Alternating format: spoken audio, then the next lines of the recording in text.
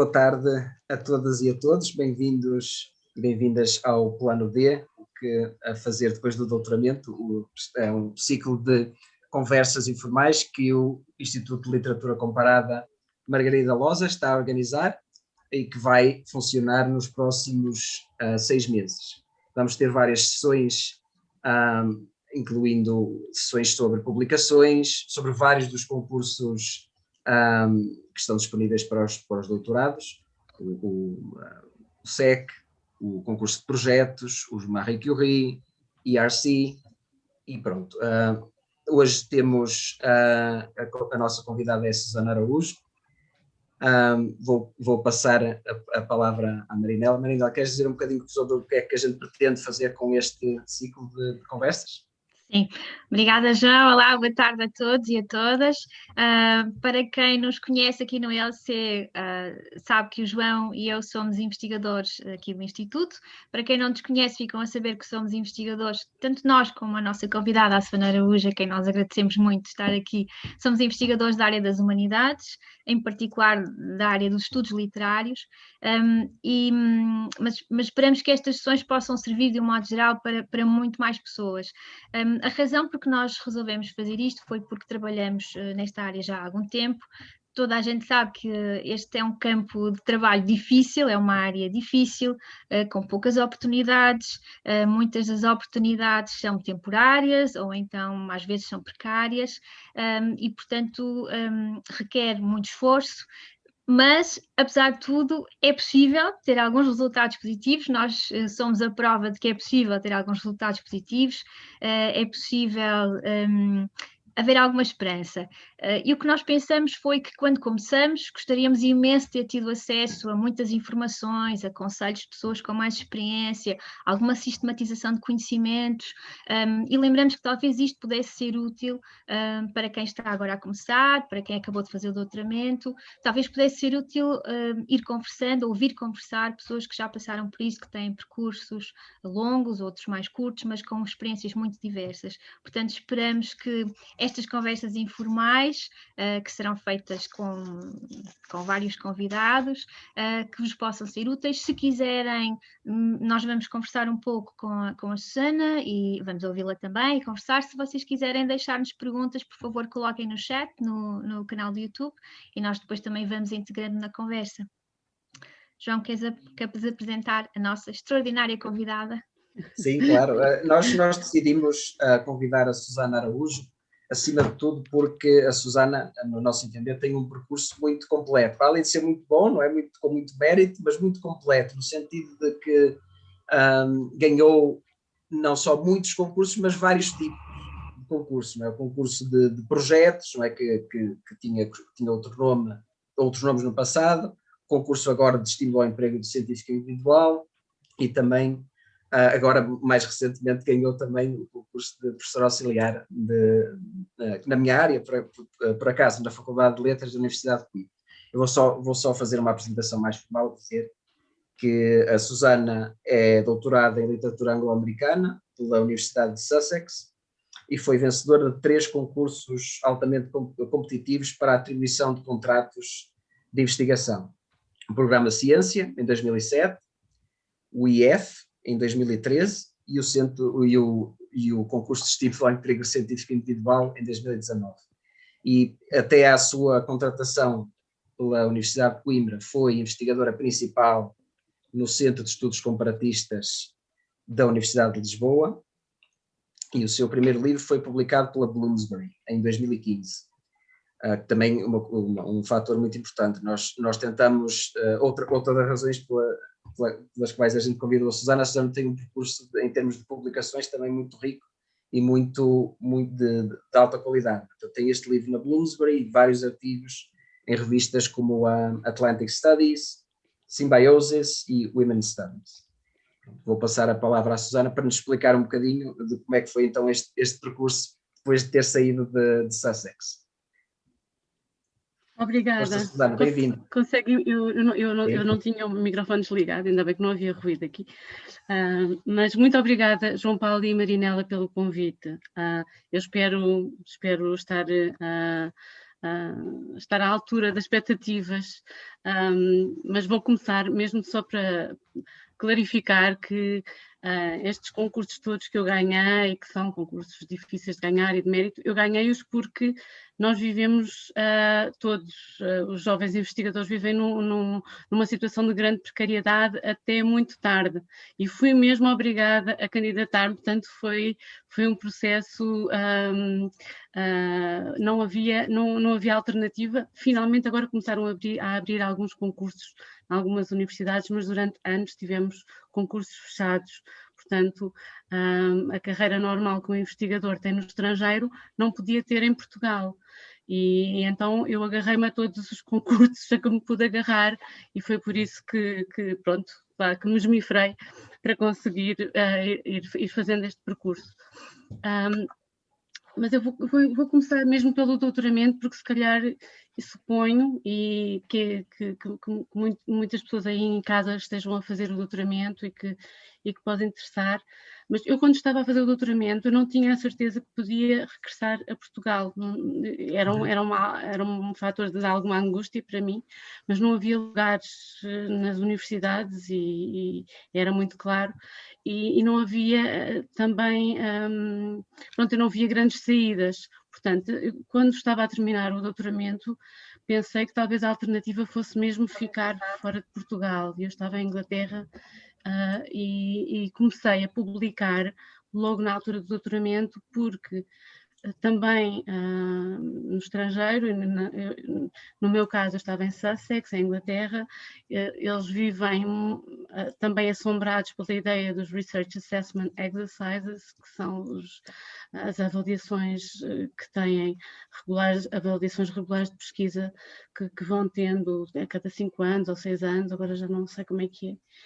E então, nessa altura, eu também percebi logo que se eu acabasse o doutoramento e não tivesse já 4 artigos publicados em revistas boas, pelo menos um numa revista que fique mesmo reconhecida internacionalmente, e aquelas revistas que estão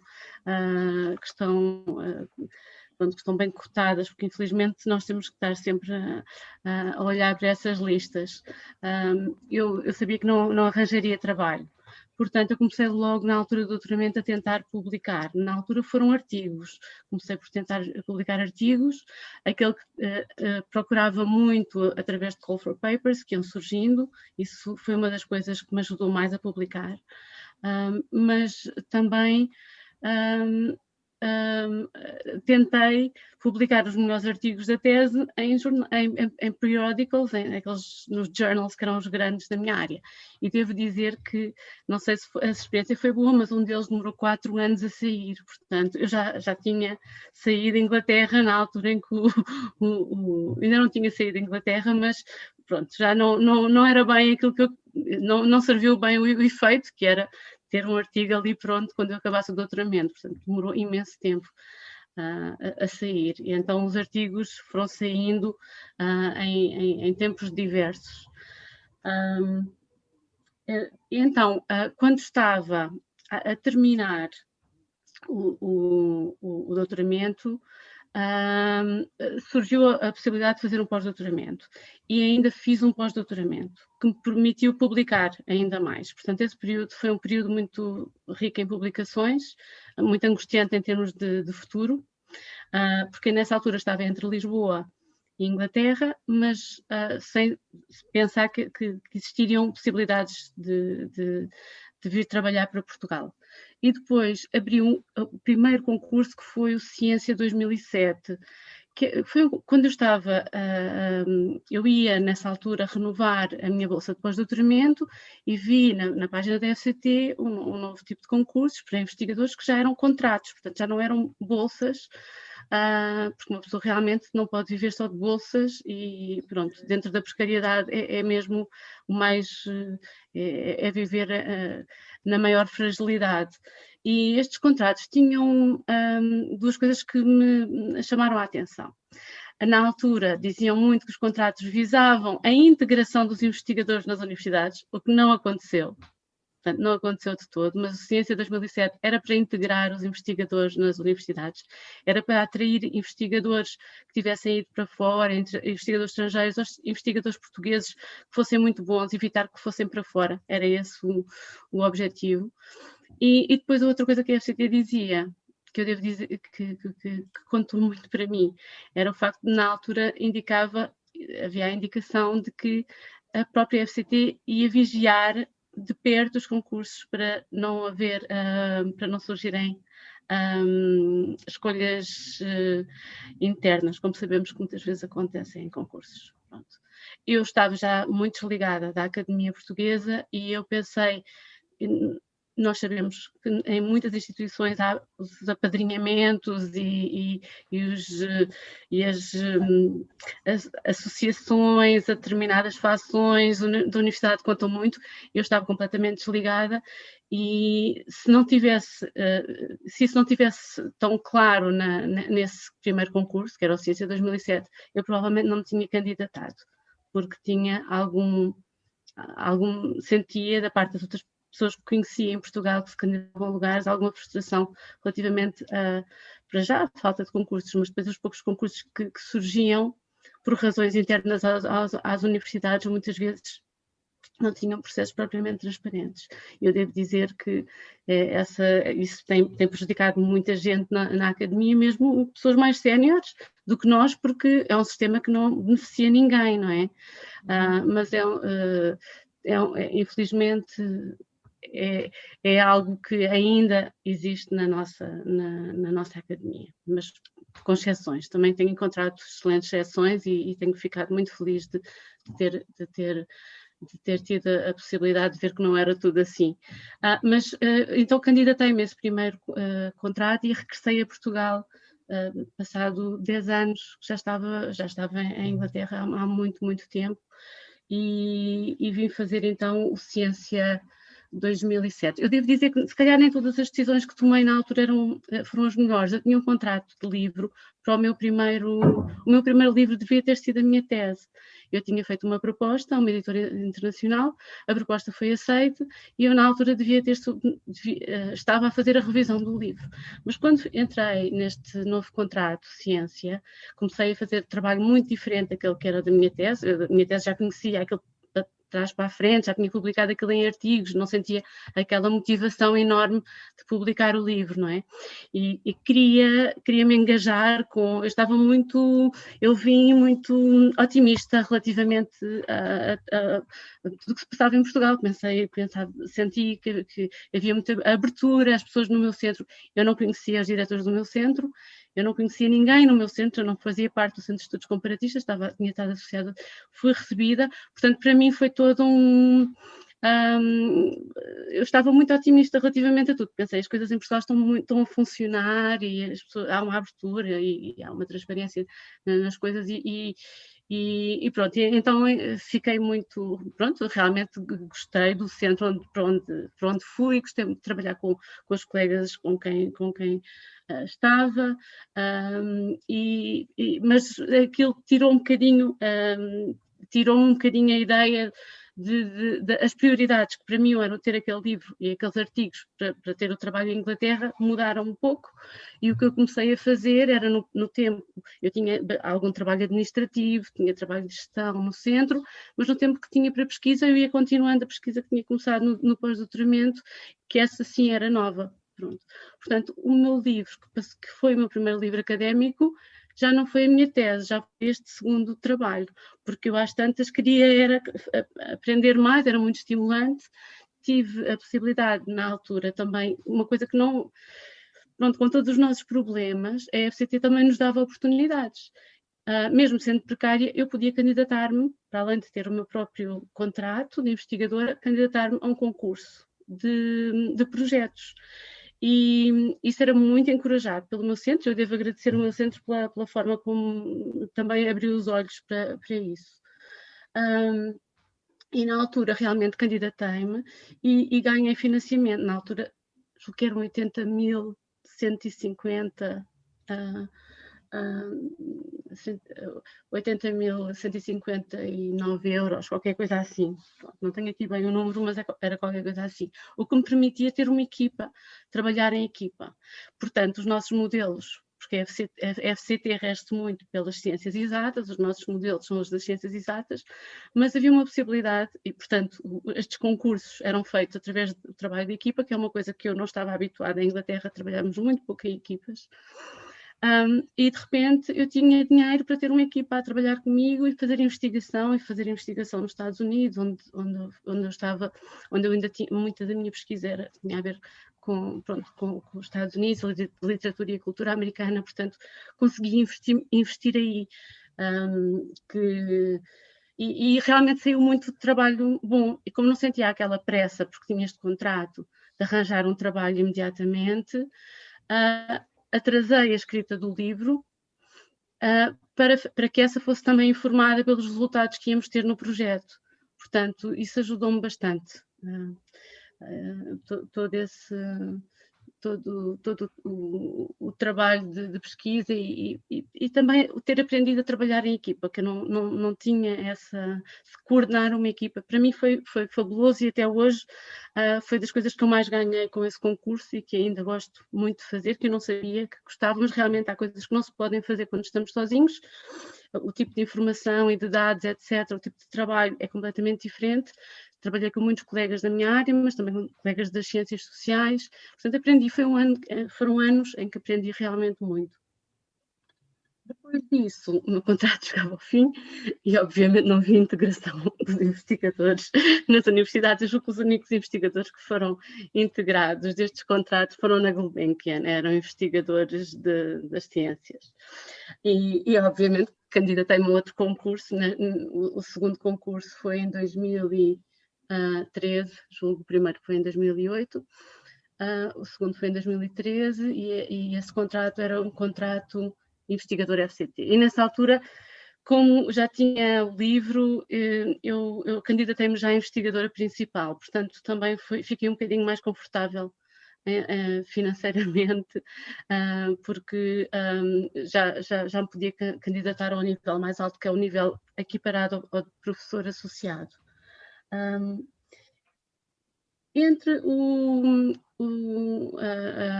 contrato de investigador de ciência e o contrato, portanto, fiz esse contrato, peço desculpa, fiz esse contrato investigador FCT, fiz os 5 anos, trabalhei imenso, mas passados os 5 anos, apesar de ter trabalhado imenso, não havia integração, portanto eu tinha que me candidatar novamente a outro concurso e candidatei-me ao investigador FCT, porque alguns, o CEEC, que é o mesmo concurso que vocês se candidataram, não é? Também não é fácil, não é nada fácil de ficar com um desses concursos, mas antes do CEEC aparecer, houve um período de tempo em que a FCT disse que não ia fazer mais contratos destes, ia criar o DL57, houve uma grande discussão à volta do DL57, como vocês sabem, da integração dos bolseiros, mas estes contratos não iam ter lugar. E eu e os outros investigadores que já estávamos há mais de 10 anos em contratos de investigação, tivemos várias reuniões com o ministro, era eu e essencialmente pessoas das ciências sociais e das ciências exatas, reunimos-nos com o ministro, que ainda é o ministro da ciência e da educação, do ensino superior, e a ideia dele é que nós não precisávamos desses contratos, que nós íamos ser integrados naturalmente, o que obviamente não acontecia.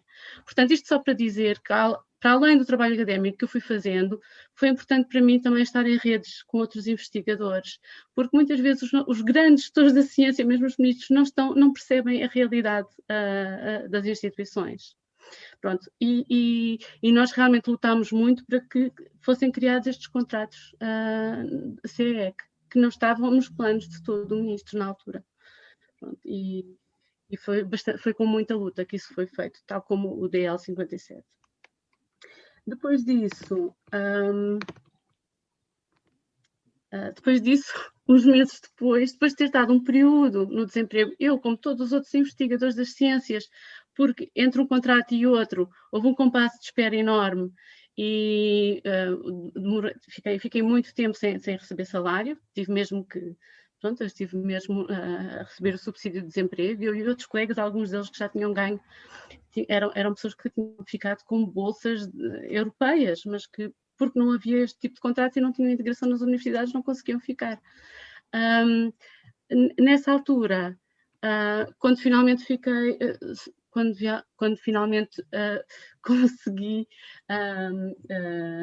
comecei a ser paga pelo investigador FCT, surgiu um concurso em Coimbra, e desde que eu estou em Portugal ainda não tinha tido a possibilidade de me candidatar em Coimbra, nunca tinha surgido um concurso que eu saiba. E na minha universidade tinha surgido um, no qual eu não fui escolhida, para o qual não fui escolhida. E então, pronto, eu era obrigada a candidatar-me, não é? Naturalmente, candidatei-me, fiquei contente de ficar nesse concurso. Agora, soube, desde há pouco tempo, que abriram vários concursos na Universidade de Lisboa, na Faculdade de Letras. Portanto, se há alunos da nossa área que estão à procura de trabalho, vale a pena verem, porque têm surgido e surgiram a semana passada, alguns. Eu coloquei aqueles que tive conhecimento na minha página do Facebook, portanto já tem havido aqui uma abertura, porque muita gente se tem realmente reformado. Mas pronto, foi assim, foi essencialmente um percurso de precariedade até agora, mas não significa que não tenha aprendido muito no processo. E tenha feito realmente grandes amizades e tudo, e são, de verdade, como vocês dizem, são oportunidades que temos que ir aproveitando, porque este é o nosso sistema, e se as minhas condições familiares fossem outras, não sei se não teria ficado fora, mas eu tomei a decisão de ficar em Portugal, portanto tive que fazer com o que tinha aqui. Não sei se isto ajuda. Mas, claro.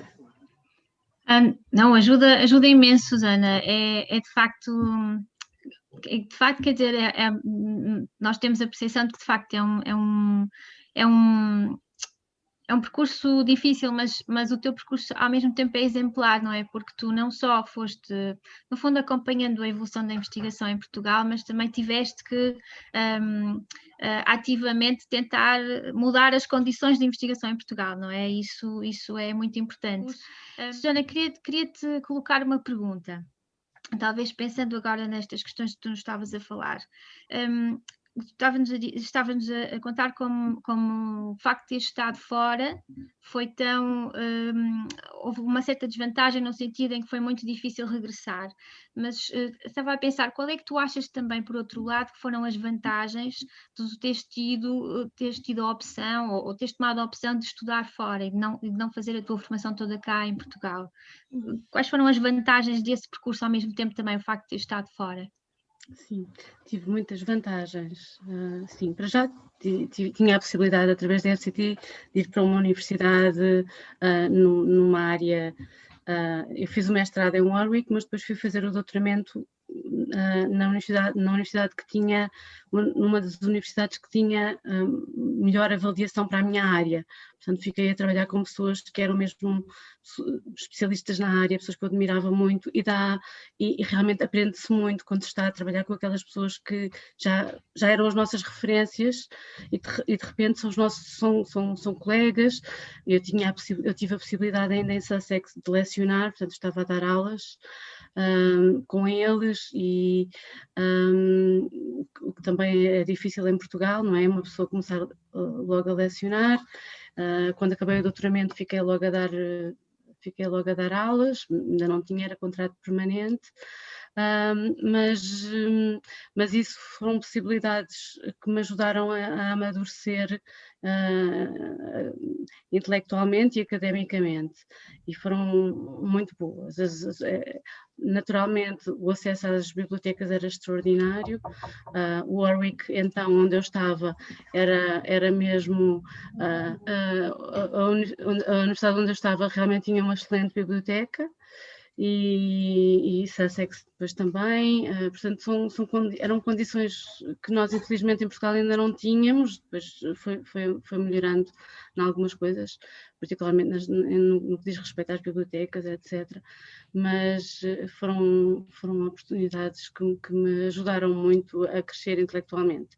E uma das coisas que eu usei mais, mas talvez também usasse se estivesse em Portugal, eu depois também perdi um bocadinho, não sei o que é que estava a acontecer, não sei bem o que é que estava a acontecer cá, mas uma das coisas que me fez crescer mais foi, enquanto estava a fazer o doutoramento, assistir a todo o tipo de seminário de pesquisa que existia. Eu estava em Sussex era uma universidade muito interdisciplinar, mas verdadeiramente interdisciplinar, porque nós agora usamos muito a palavra para nada, e eu ia realmente a todos os seminários, os de filosofia, os de inglês, os de estudos americanos, pronto, eu ia a tudo e mais alguma coisa, e isso foi muito, muito, muito bom.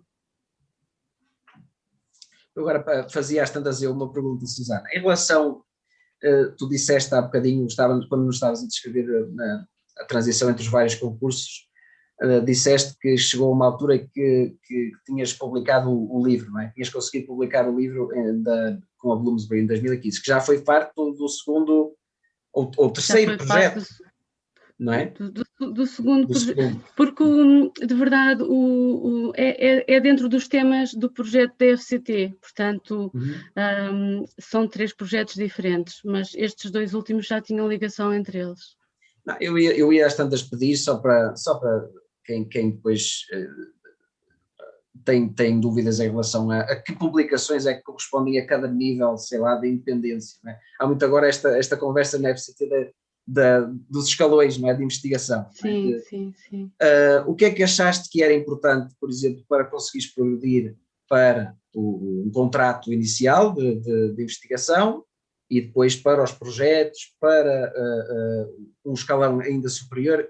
A que é que cada escalão, a que tipo de publicação, se quisermos, é que correspondeu cada um desses escalões? E o que é que achavas que era importante uma pessoa em cada um dessas fases da carreira tentar fazer? Não é?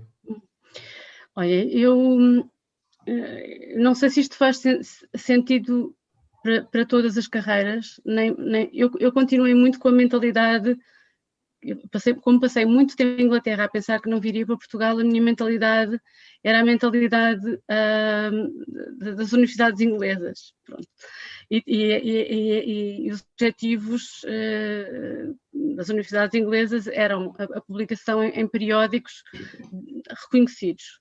E, portanto, tinham que ser reconhecidos. Portanto, mesmo que demorasse muito tempo para mim publicar, e algumas publicações, mesmo as mais recentes, também demoraram algum tempo, eu fui sempre tentando publicar em bons periódicos. E a minha prioridade foi sempre ir conseguindo publicar em periódicos. Sempre que sempre que tinha já qualquer coisa que parecia que tinha ali trabalho original, eu tentava começar a elaborar um texto que fizesse sentido como artigo e tentar vendê-lo a um periódico. Portanto, foi sempre a lógica das publicações e dos periódicos.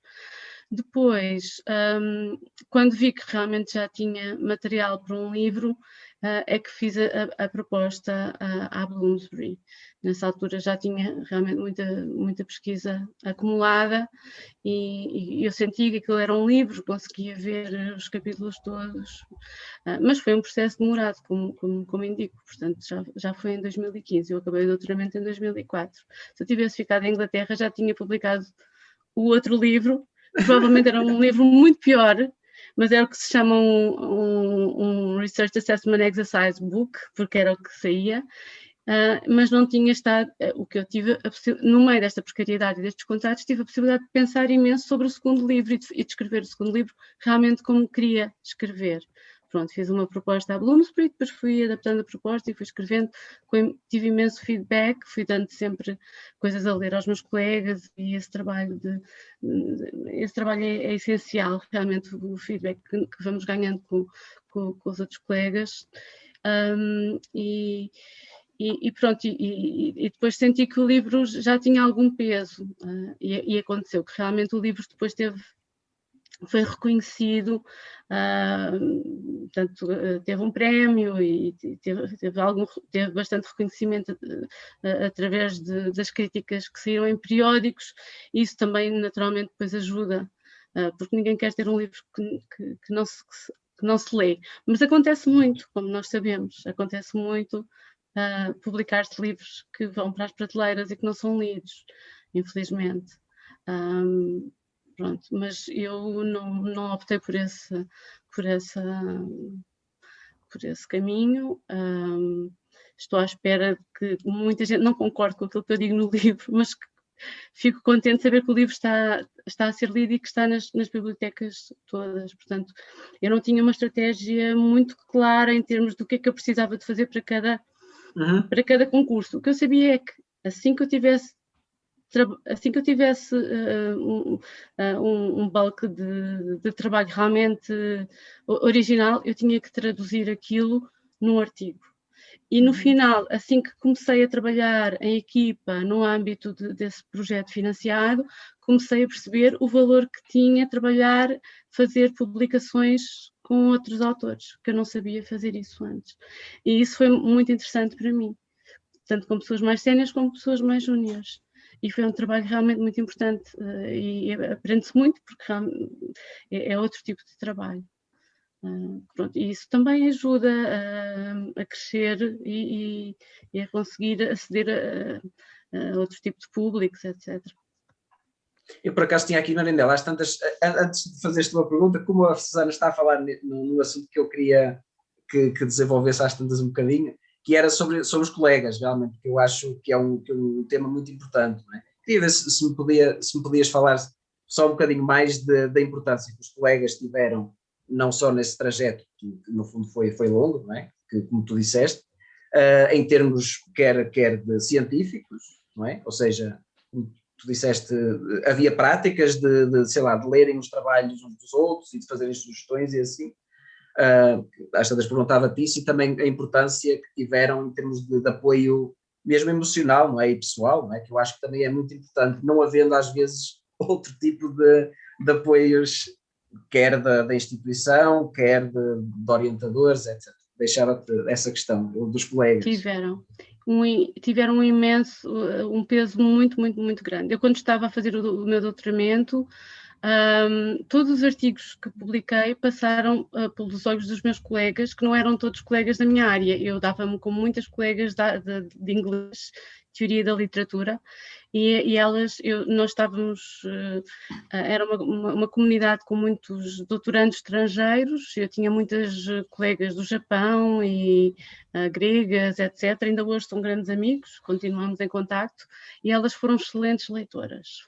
Foram as primeiras pessoas que me diziam, tinha uma amiga japonesa que me dizia: eu não percebo, de uma maneira diferente da minha orientadora, porque não sei, ela também não devia perceber muita coisa, mas não me conseguia transmitir aquilo com aquela franqueza. E ajudaram-me sempre muito. A altura do doutoramento foi essencial. Eu não teria conseguido fazer o doutoramento não fosse essa rede de colegas. Eu tinha um gabinete, trabalhava com os colegas lá, estava muito, porque nós todos, o processo de doutoramento, como nós sabemos, não é fácil. Eu, como muitos, tive depressões no início do doutoramento, porque pelas minhas questões pessoais, eu tinha um pai com uma doença muito complicada, uma paralisia cerebral, estava habituada a estar próxima dele e de repente vi-me a fazer um doutoramento durante um período muito longe e sem poder dar-lhe o mesmo tipo de apoio. E a pensar que se calhar um dia o tinha que trazer para a Inglaterra, porque eu não sabia se conseguiria regressar eu para Portugal. Portanto, foi um período difícil, mas os colegas foram essenciais. Depois, quando vim para Portugal, era outro tipo de colegas, porque eu vim para um contrato, as pessoas, naturalmente, mesmo os meus colegas portugueses, receberam muito bem, e estrangeiros que estavam no Centro de Estudos Comparatistas, tinha muito investigadores estrangeiros também. Portanto, receberam-me sempre muito bem, e eu continuei a mostrar-lhes trabalhos, mesmo a pessoas, realmente não tinha outros colegas investigadores, eram doutorandos e pós-doutorandos, mas eu lembro-me de mostrar o meu trabalho a colegas minhas que eram doutorandas, estavam a trabalhar numa área específica que eu achava interessante e que eu não tinha expertise sobre ela, e elas deram um apoio sincero. E os colegas professoras também. Portanto, quando eu comecei a trabalhar, porque para o meu livro integrei elementos de literatura portuguesa, já há muito tempo não trabalhava a literatura portuguesa, tudo isso passou pelos olhos de colegas professoras ou investigadoras, que tiveram a paciência de me explicar coisas básicas que eu já pronto, já estava muito desligada da literatura portuguesa, mas é realmente diferente quando uma pessoa sente que pode pedir ajuda e que pode ter um feedback. Eu acho que isso nos orienta muito e que nos dá não apenas coragem, mas segurança para continuarmos, pronto. E realmente eu tive isso, talvez do meu pai, que sempre precisou de ajuda porque nasceu já com problema. Eu nunca tive medo de pedir ajuda, portanto é uma coisa que se calhar também surgiu a meu favor. Não gosto muito de pedir ajuda, mas se tiver que pedir eu peço. Pronto. E na academia é também essa ajuda é de onde saem as coisas por vezes mais fascinantes, porque eu acho que as melhores recordações que depois vou tirar deste percurso, eu acho que um dia quando me reformar vou-me lembrar das pessoas com quem me cruzei, que aprendi com elas, etc, porque depois os artigos, etc, fica tudo muito seco, mas aquele trabalho que se vai fazendo em conjunto, seja com colegas, seja com os doutorandos, seja com os alunos, isso marca-nos muito. Sim, eu acho só fundamental tu dizeres isso, Susana, até porque a nossa área é uma área muito competitiva e as pessoas têm a ideia às vezes de que não se pode ter amigos, mas eu acho que, como tu bem provas, é exatamente o contrário. Eu acho que nós só sobrevivemos quando estabelecemos laços com os colegas e quando nos unimos, não é? Respeitando o trabalho de cada um, mas é fundamental criarmos redes dentro da universidade, não apenas no sentido do networking, não é? De que se fala muito e que às vezes é uma coisa que me deixa um bocadinho desconfortável quando parece que estamos numa sala de speed dating. Agora vamos fazer networking, agora vamos arranjar contactos, não é? Isso é horrível, mas realmente estabelecer laços com pessoas que pensam como nós, que têm interesses às vezes diferentes, mas e que gostam de dialogar e gostam de discutir ideias, eu acho que isso é a melhor coisa que nós podemos encontrar para conseguir nos mantermos concentrados naquilo que gostamos de fazer, porque acho que todos trabalhamos nisto, sobretudo porque realmente gostamos do que fazemos, não é? É fundamental isso. Isto não era uma pergunta, era só um comentário. Não, mas é verdade. Eu subscrevo 100%.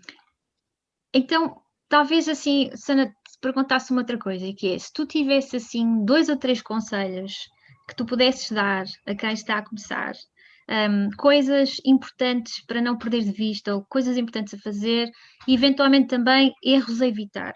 Não é? Coisas que nós muitas vezes fazemos e erramos e pensamos, se eu soubesse não tinha feito, pronto, agora já aprendi, mas coisas que nós devemos fazer, coisas que não devemos fazer, assim, alguns conselhos que possas deixar ao nosso auditório. É difícil, 3 conselhos. Sim, 3 ou mais, se quiseres ser generosa e dar 10. Ótimo. Eu acho que uma das coisas que fui ganhando mais com o doutoramento e com o pós-doutoramento foi deixar de ser perfeccionista. Sim. Foi das coisas que me tem custado mais fazer, mas tem sido o meu percurso tem ido um bocadinho ao contrário, e tem sido, cada vez que sou menos perfeccionista, também sou mais eficiente, que é uma coisa que eu não sabia que podia ser. Eu era uma pessoa que demorava muito tempo a fazer trabalho, o trabalho tinha que estar perfeito quando terminava, e pronto, naturalmente que ficava sempre muito envergonhada quando mostrava trabalho que não estava perfeito aos meus colegas. Mas obviamente, como vos estava a dizer, eu tive que fazer isso, porque eu não conseguia fazer o doutoramento se não tivesse pedido essa ajuda. E fui ganhando fui ganhando uma visão mais prática do que é do facto do trabalho estar sempre em progresso, porque realmente está, não é? Eu digo isto, pode parecer óbvio para muitas pessoas, mas eu tenho doutorandas que têm muita dificuldade em mostrar trabalho, e são pessoas altamente capazes, e eu realmente tenho pena, apesar da experiência que eu partilho com elas, às vezes não as consigo ajudar porque elas estão numa fase em que eu também estive, e para elas talvez ainda seja mais difícil. Mas vencer esse perfeccionismo é muito importante, portanto tentar entrar numa dimensão em que se consegue partilhar trabalho, seja com o orientador, seja com outros colegas, etc. É muito importante. Eu talvez acho que é das coisas mais importantes a ter em conta. Mais 2, não é? Podem ser erros a evitar, por exemplo, ou qualquer coisa assim, não sei.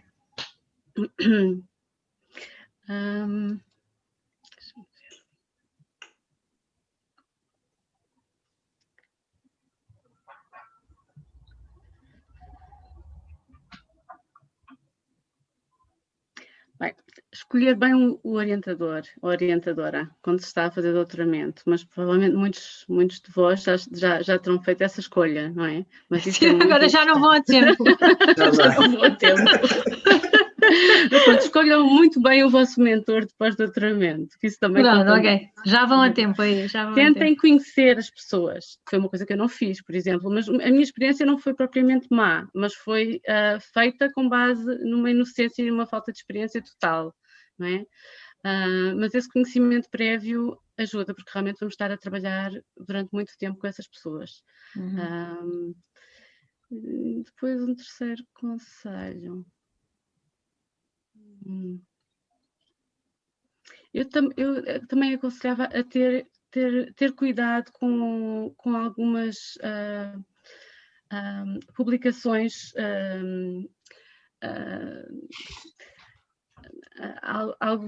algumas editoras e algumas... agora, não sei se vos acontece, mas recebemos muito quando vamos a conferências, e-mails, perguntar imediatamente, quer publicar isto, quer publicar aquilo. Pronto, eu compreendo a urgência pronto, uma pessoa, principalmente quando está a acabar o doutoramento, quer publicar o mais depressa possível, mas tenham cuidado com essas publicações também, porque por vezes não são coisas nada interessantes e há muitos esquemas e há muitas...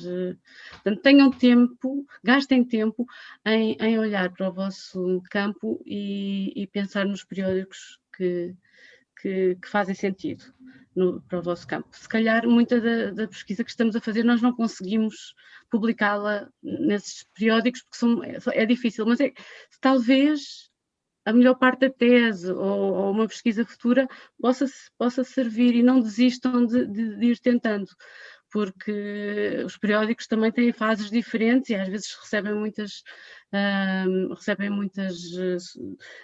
propostas e por vezes não é?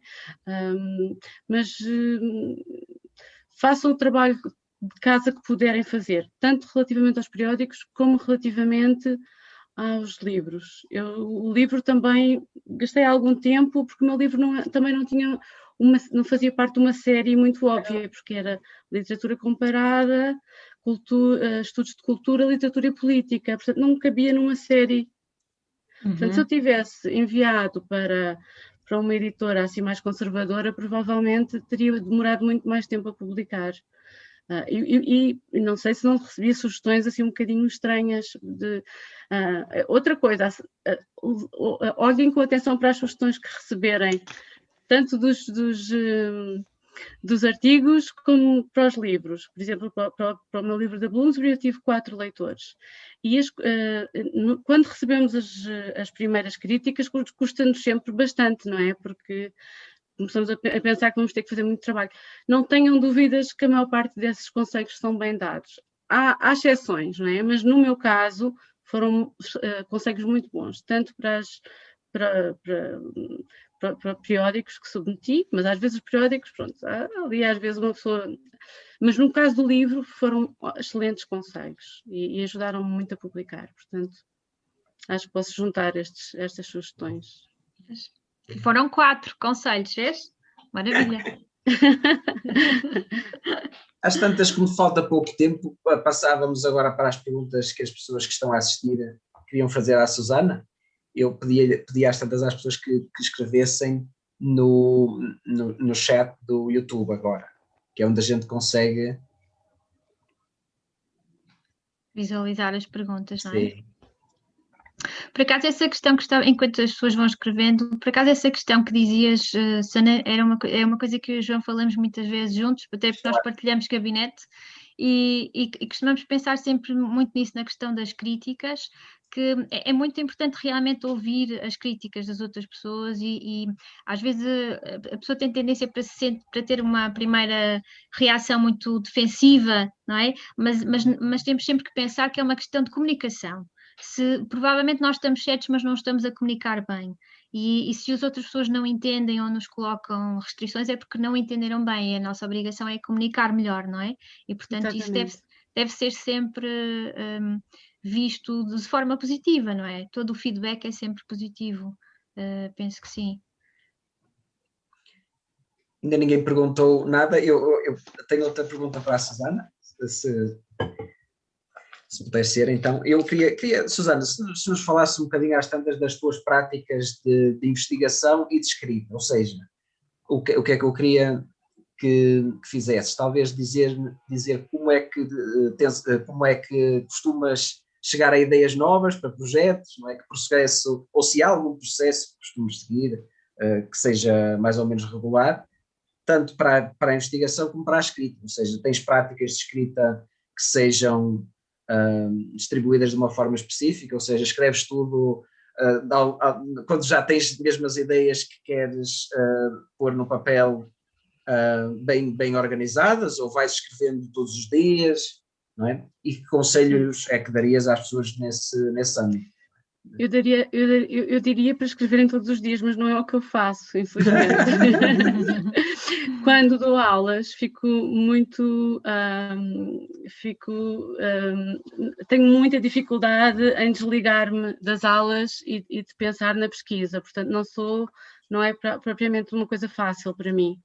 E então, se estiver a dar novas cadeiras, agora todo o processo da ida para uma nova instituição, portanto, eu gastei muito tempo a adaptar-me e a pensar nas aulas e não tenho realmente feito, por enquanto, muita pesquisa, porque tenho noção de que preciso de tempo para ir conhecendo as novas realidades às quais me estou a adaptar.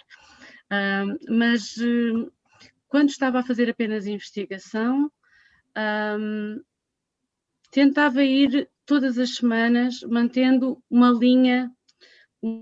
Eu tinha os meus interesses, tinha pessoas que tinham interesses parecidos e tentava reunir com elas também com alguma regularidade, nem que fosse para conversar sobre o que é que elas tinham produzido, etc., porque isso também nos ajuda às vezes a pensar. E quando estava a fazer apenas pesquisa, tentava pelo menos todas as semanas ter um momento em que pensava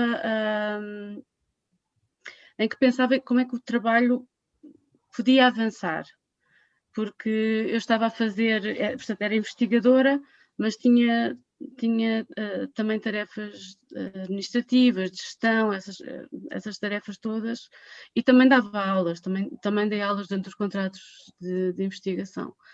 Mas realmente sentia um pouco, talvez pelo facto de não estar ainda numa posição permanente, sentia que tinha a obrigação de guardar algum tempo para mim. E se chegava até sexta-feira e eu não tivesse avançado com nenhuma ideia, eu não me sentia...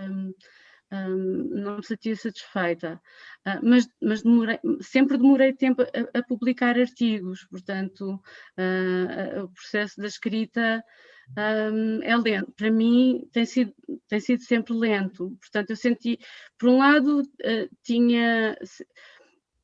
sempre que Eu sempre tive um livro na minha cabeça, não sei se toda a gente pensa assim. Eu sempre tive o meu primeiro livro, que era a tese, depois tinha o segundo livro e agora tenho outro livro na cabeça. Não sei se vou conseguir escrever o livro e também não vou enviar a proposta do livro até aquele estar, mas vou escrevendo os artigos, sempre a pensar nesse objetivo maior, porque é uma questão que me interessa, tenho mesmo, é uma questão que não é clara, ainda não tenho as respostas, aquilo também me puxa, isso puxa. Depois, em termos da escrita propriamente dita, não sei, eu escrevo realmente em todo o lado, onde for preciso, portanto, quando já tenho a possibilidade de ter um artigo, quando vejo que já tenho a possibilidade de ter um artigo, mesmo que eu não tenha muito tempo, não sou aquelas pessoas que precisam de estar muito concentradas e escrever e ter ali uma hora. Não, eu, se for preciso, ando com o meu computador atrás, vou buscar uma filha à escola e vou escrevendo e vou fazendo desses bocadinhos de tempo uma urgência em ter aquele capítulo acabado. Mas os capítulos, para mim, fazem... Os artigos, lá está, são sempre capítulos, portanto eu tenho sempre essa ideia de uma coisa que eu quero dizer qualquer coisa que não é bem só o que está ali no artigo.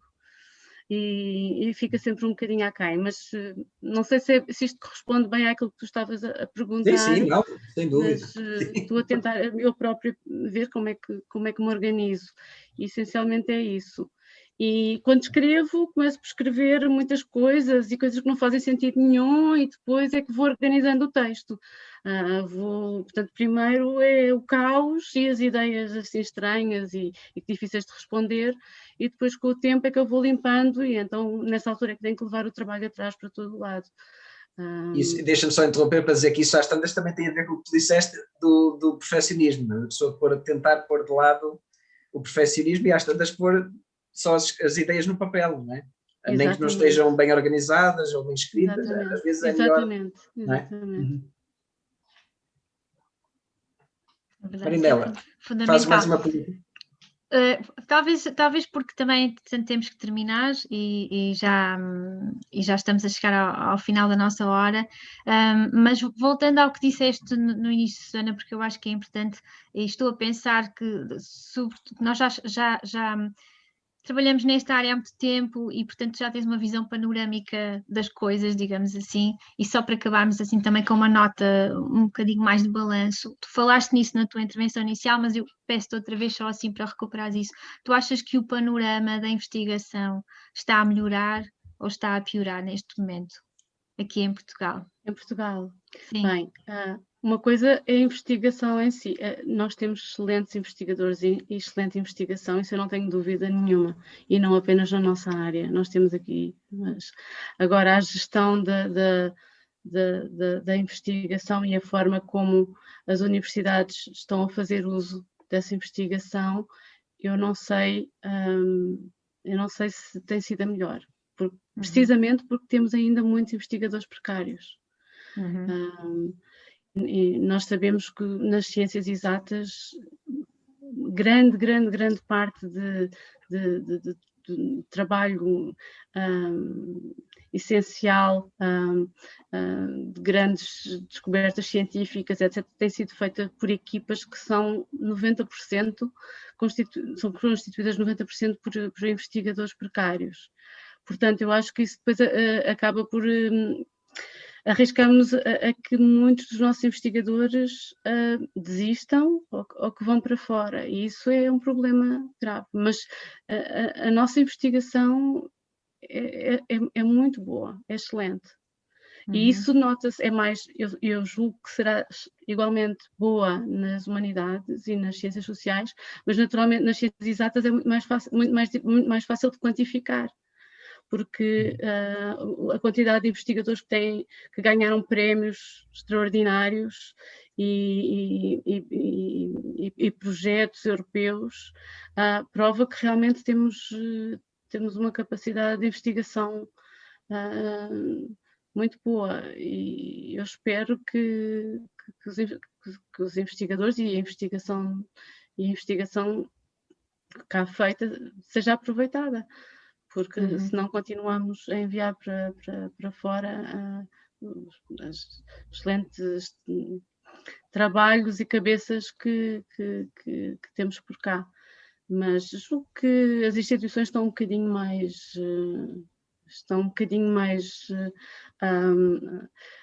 conscientes agora de que não podem desperdiçar essa investigação. Acho que isso se está a tornar, mas vai ser uma luta que tem que ser feita também pelos investigadores, porque senão é demorada, torna-se demorada. Pois isso, de facto, a nossa sessão chamava-se Dedo Dia Seguinte, e esta era uma sessão introdutória, portanto falamos um bocadinho de tudo, digamos assim, não é?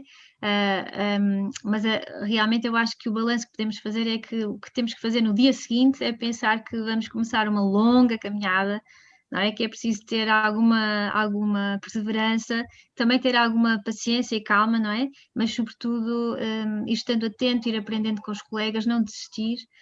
Esse é o único D que nós não queremos pôr no ciclo, é o D de desistir, esse não. Queremos, não é? Queremos, pelo contrário, ir acumulando conhecimentos para que as pessoas consigam também fazer o seu percurso. Há muitas histórias de sucesso e eu acho que devemos também pensar como é a tua, na realidade também, não é? Porque tu tens feito um trabalho notável, nem todas as pessoas são da tua área, não é?